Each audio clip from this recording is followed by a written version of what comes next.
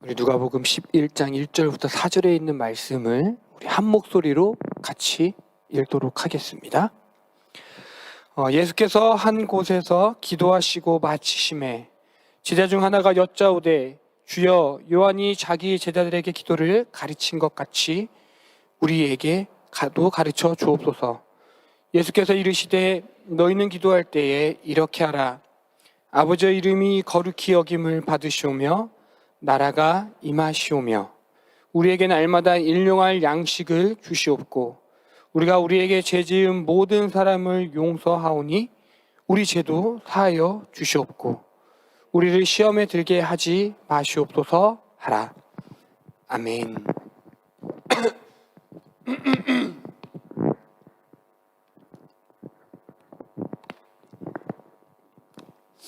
조금 이상한 질문을 한번 해보겠습니다.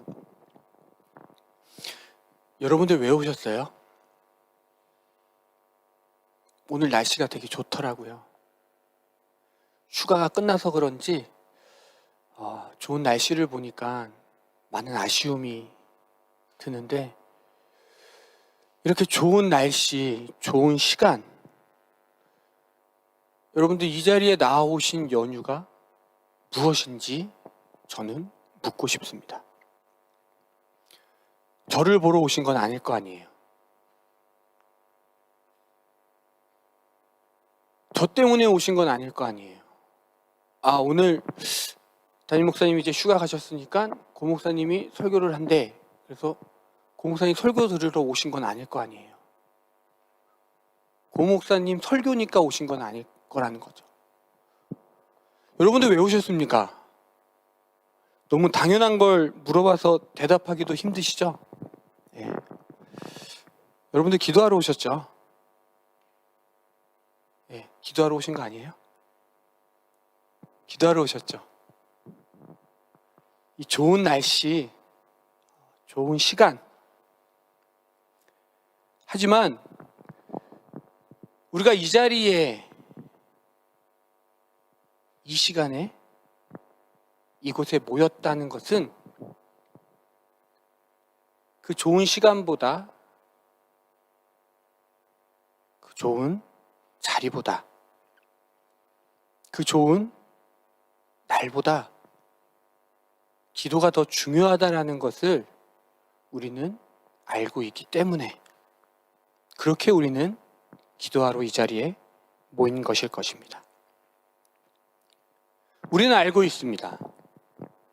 기도라는 것이 얼마나 중요한 것인지, 그리고 기도하는 것이 얼마나 필요한 것인지, 그리고 기도라는 것이 얼마나 좋은 것인지 우리는 알고 있습니다. 기도보다 좋은 것은 없습니다.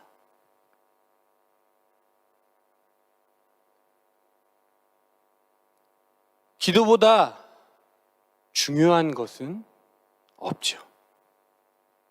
결국 기도가 가장 중요한 것입니다. 우리가 이러한 기도의 중요성, 기도의 필요성을 아는 연유는 아마도 우리의 삶 가운데 하나님께서 나타내신 놀라운 은혜가 충만하기 때문일 것입니다. 하나님께서 우리에게 기도에 응답해 주시고, 하나님께서 우리가 기도할 때 우리를 위로해 주시고, 우리가 하나님 앞에 기도하며 나아갈 때 우리를 평안으로 인도해 주셨기 때문에 우리는 그것을 맛보았고, 그보다 더 중요한 것이 없다라는 것을 경험했기 때문에 우리는 기도의 자리로 나오게 되는 것입니다. 기도했더니 응답받아서, 기도했더니 위로받아서, 기도했더니 나의 마음이 너무나 평안해졌어. 기도만이 살 길이요, 기도만이 전부이기에 우리는 이 자리로 나온 것이죠.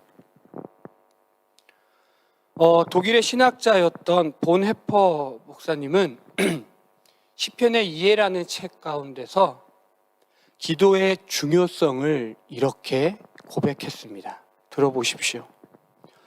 우리가 부끄럽게 낭비한 시간, 이기지 못한 유혹들, 연약함과 낙담 속에서 일하는 것, 다른 사람과의 교제나 우리의 생각에서 나타나는 무질서와 방종은 기도를 소홀했기 때문에 나타난다. 그렇습니다. 본헤퍼 목사님은 기도로 인하여서 우리는 유혹에서 이길 수 있고, 기도로 인하여서 우리는 연약함을 이길 수 있고, 기도로 인하여서 우리는 낙담에서 벗어날 수 있으며, 기도로 인하여서 우리는 하나님의 사람으로 나아갈 수 있다라고 고백했습니다. 참으로 기도의 중요성을 상기시켜주는 말이죠. 결국 우리에게는 기도밖에 없습니다. 결국 기도 외에는 우리에게 남은 것이 없죠. 자, 그렇다면 새로운 질문을 한 번 더 해보겠습니다. 이번 질문도 좀 생뚱맞을 수 있는데요. 여러분, 기도가 무엇일까요? 한번 생각해 보세요. 우리는 기도의 중요성을 알고 있습니다. 그렇죠? 기도의 필요성도 알고 있고요. 기도가 가진 능력이 얼마나 큰지도 우리의 신앙을 통해서, 하나님의 응답을 통해서, 하나님이 주신 은혜를 통해서 알고 있습니다. 그런데 그 기도의 중요성, 필요성이 아니라 기도라는 것은 무엇이라고 여러분들은 정의하고 계십니까? 아마 대부분 많은 그리스도인들이 기도에 대해서 추상적으로는 알고 있지만 기도가 딱 뭐다라고 정의할 수는 없을 것입니다. 왜냐하면 기도가 가지고 있는 능력이 너무나 크기 때문이죠.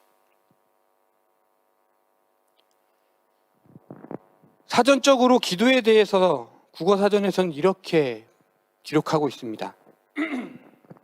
인간보다 능력이 뛰어나다고 생각하는 어떤 절대적 존재에게 비는 것, 혹은 그런 의식. 세상이 말하는 기도는 그저 비는 것입니다. 원하는 것을 달라고 비는 것. 우리 기독교에서도 어느 정도 이 기도의 사전적 의미를 가지고 있음을 우리는 알 수 있습니다. 하지만 다른 것이 있죠. 성경이 말하는 기도는 그저 원하는 것을 구하는 것이 아니다라고 말하고 있습니다. 성경은 기도라는 것이 무엇인지 정확하게 정의하고 있진 않지만 성경은 기도가 가지고 있는 특성을 통해서 기도가 이런 것이다라고 설명하고 있습니다. 들어보십시오. 첫 번째는 하나님과의 교통이다. 성경은 기도를 통해 하나님과 교통할 수 있다고 말합니다. 기도를 통해 하나님과 교제할 수 있고 기도를 통해 하나님과 관계를 맺을 수 있다라고 말하죠. 두 번째로는 기도에 대해서 하나님을 찬양하는 행위다라고 정의하고 있습니다. 이를 시편이 증거하고 있죠. 시편에 있는 수많은 찬양이 결국은 기도입니다. 결국은 기도는 찬양이고 찬양은 기도인 것이죠.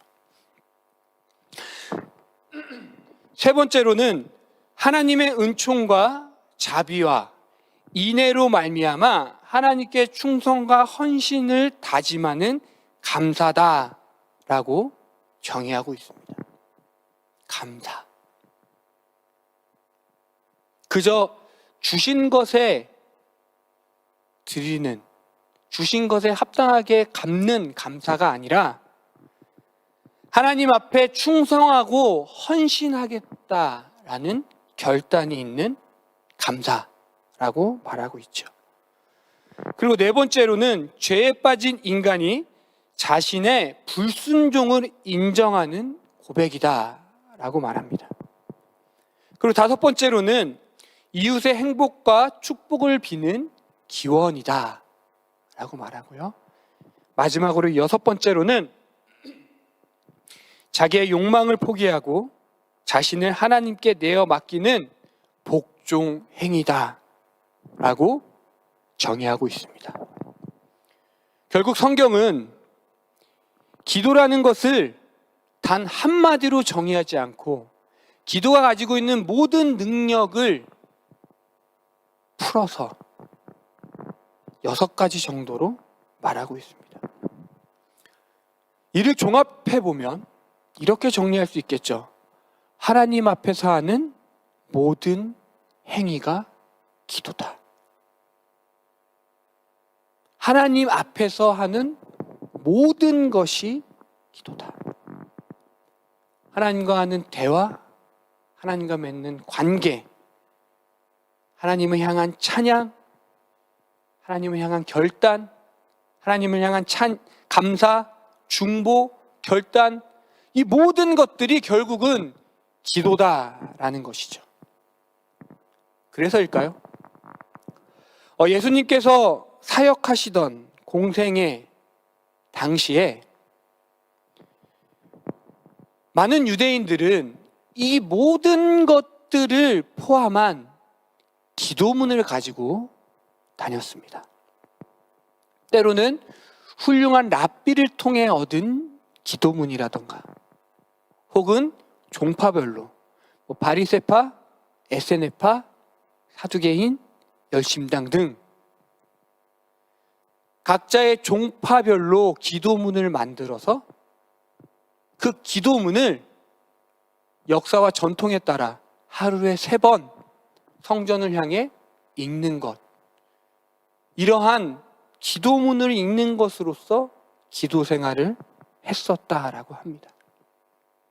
그래서 오늘 본문에서도 한 제자가 요한이 제자들에게 가르친 기도라고 말하고 있는 것이죠. 즉, 그 기도문은 내가 어떠한 공동체에 속해 있는지를 증거하는 문서이기도 했습니다. 그리고 그 기도문은 결국 하나님 앞에 드리는 것이지만 나의 신앙은 이렇다라는 것을 증거하는 증표가 되기도 했다라는 것이죠. 그렇다 보니까 문제가 생겨났습니다. 기도에 대한 오해가 생겨났다라는 것이죠. 모든 것이 기도이기에 그 모든 것을 포함하는 기도문을 쓰다 보니까 그 기도문을 읽고 그 기도문을 암송하고 기도문대로 기도를 하다 보니까 오해가 생겨난 겁니다. 그 오해를 예수님께서는 2가지로 말씀하셨죠. 하나는 외식의 기도, 다른 하나는 중언, 부언의 기도. 당시에 기도 생활을 위하여 기도문을 쓰고 그 기도문을 하루에 3번씩 성전을 향해 읽으며 기도했지만 결국 그 기도문은 외식하는 기도, 중언부언하는 기도가 판치는데 큰 역할을 하게 된 것이죠. 당시에 이러한 잘못된 기도가 얼마나 위험했는지를 누가복음 18장은 증거하고 있습니다. 예수님께서는 바리새인과 세리의 비유 말씀을 통해 당시에 얼마나 잘못된 기도로 유대인들이 나아가고 있는지, 얼마나 이 잘못된 기도가 잘못된 것인지도 모르고 나아가고 있는지를 말씀해 주셨습니다. 들어보십시오. 18장 11절부터 12절에 있는 말씀입니다. 바리새인의 기도예요. 하나님이여, 나는 다른 사람들 곧 토색, 불의, 간음을 하는 자들과 같지 아니하고 이 세리와도 같지 아니함을 감사하나이다. 나는 일해에 2번씩 금식하고 또 소득의 11조를 드리나이다 하고. 당시 바리새인이 기도했던 기도문입니다. 그 기도의 내용 안에는 하나님을 향한 감사가 고백되어지는 것 같지만 결국 핵심은 바리새인의 교만이 담겨져 있습니다. 내가 어떤 사람이라서 감사합니다.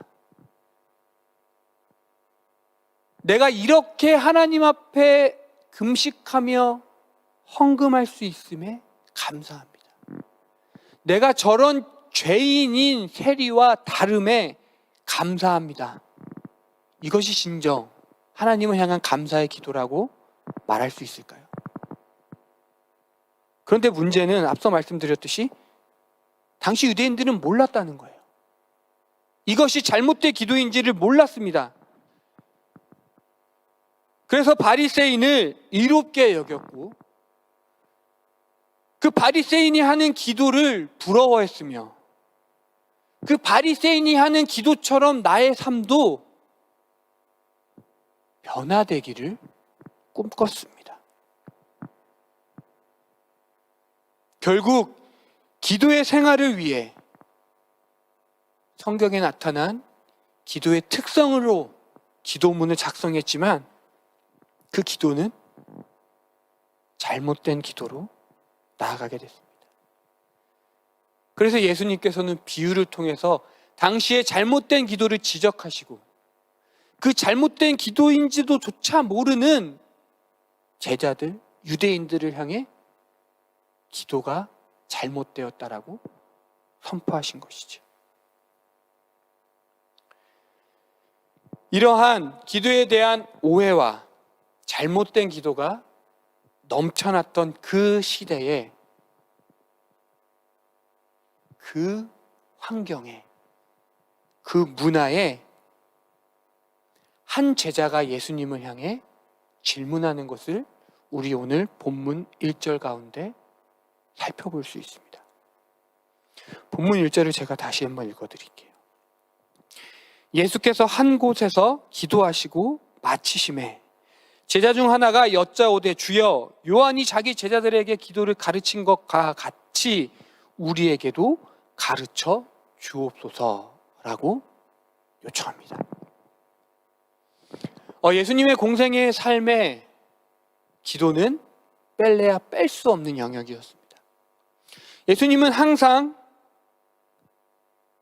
낮에는 하나님의 나라를 선포하시고 저녁이 되거나 이른 아침이 됐을 때 하나님 앞에 기도하셨습니다.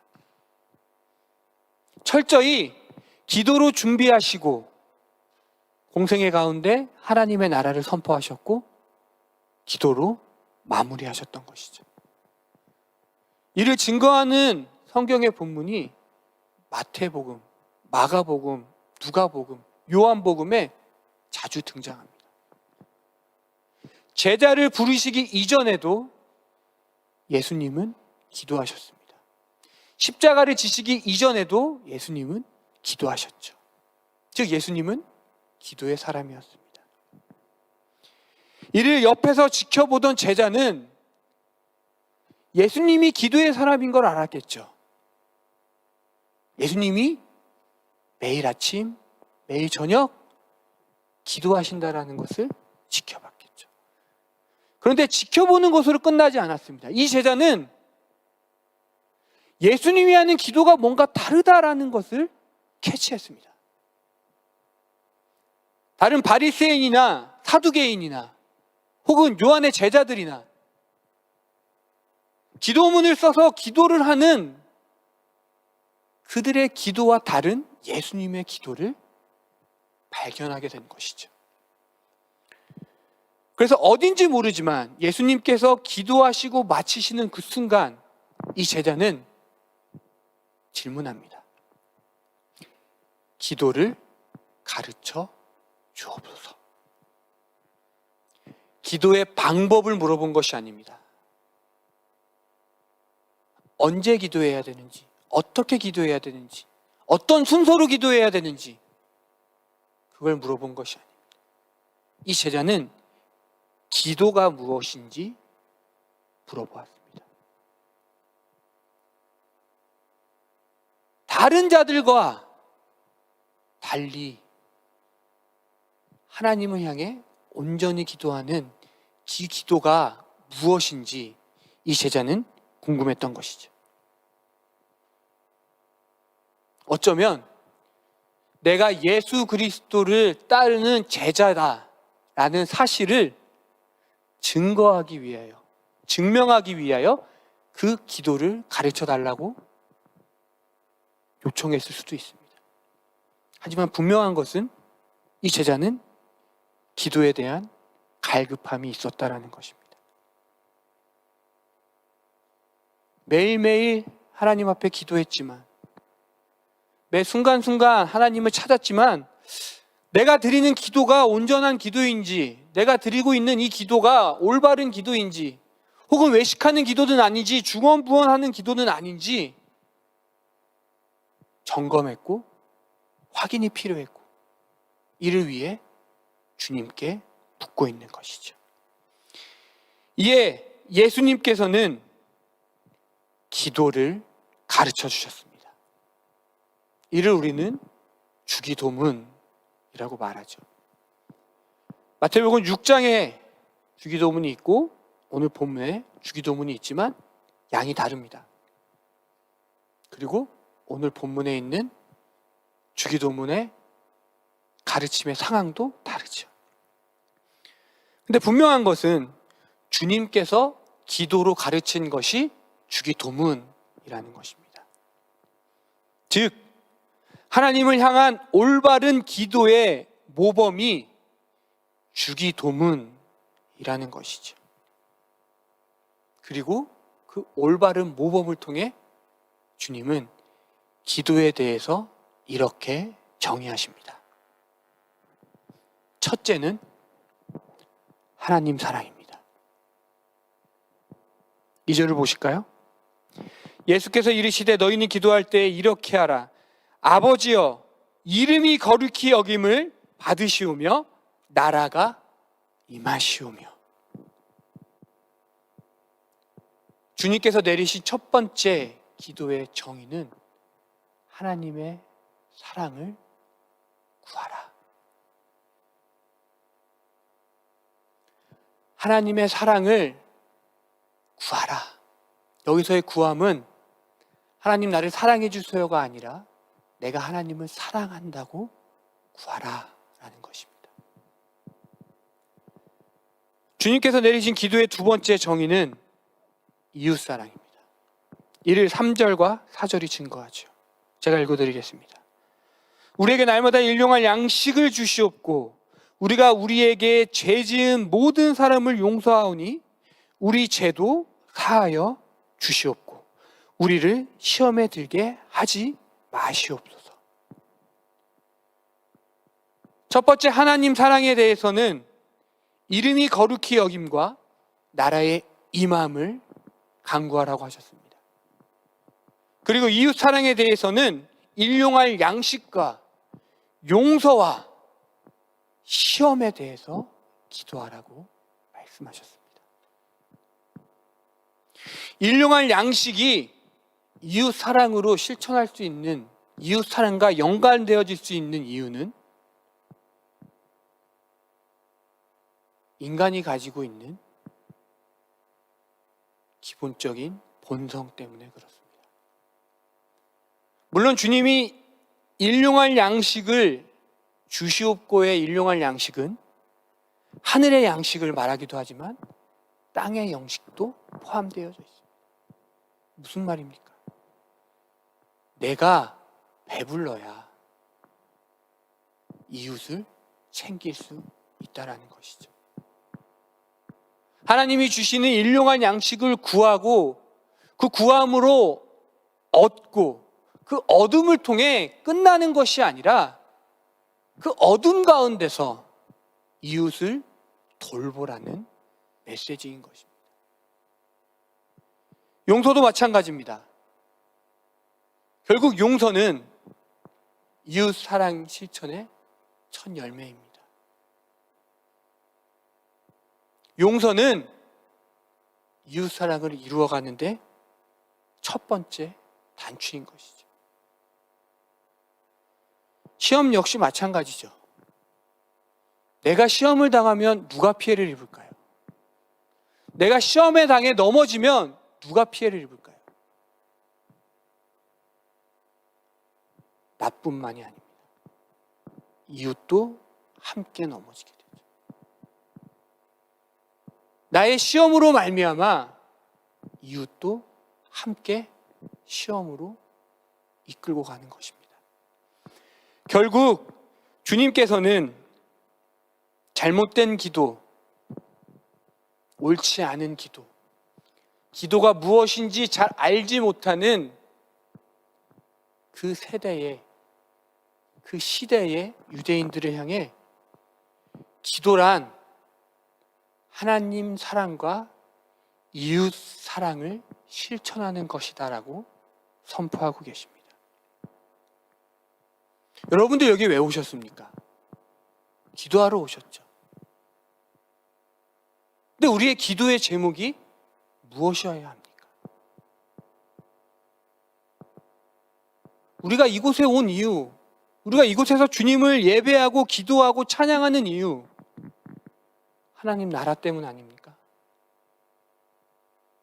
하나님 나라를 위함 아닙니까?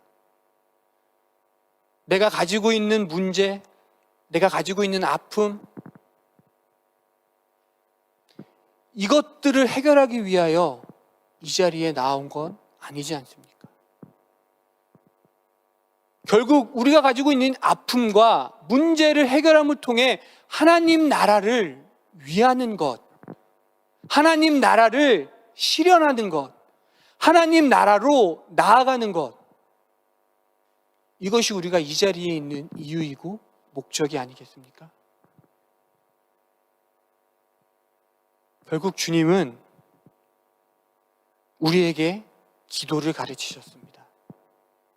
그것은 하나님 사랑과 이웃 사랑입니다. 기도하시겠습니다. 사랑의 하나님, 우리에게 기도를 가르쳐 주셔서 감사합니다. 기도가 무엇인지 분명히 알지 못하고, 우리가 드리는 기도가 옳은 것인지, 우리가 드리는 기도가 무엇이 잘못된 것인지 알 수 없는 우리를 향해 기도가 무엇인지 깨닫게 하시며, 우리가 어떻게 기도해야 하는지, 무엇을 위해 기도해야 하는지 가르쳐 주심에 감사합니다. 그 하나님의 가르침을 쫓아 이제 하나님 앞에 다시금 기도로 나아갑니다. 모든 것이 기도임을 알기에 그 모든 것 가운데 하나님의 나라를 이루어가는 기도로 우리가 나아갈 수 있도록 인도하여 주시옵소서. 예수님의 이름으로 기도합니다.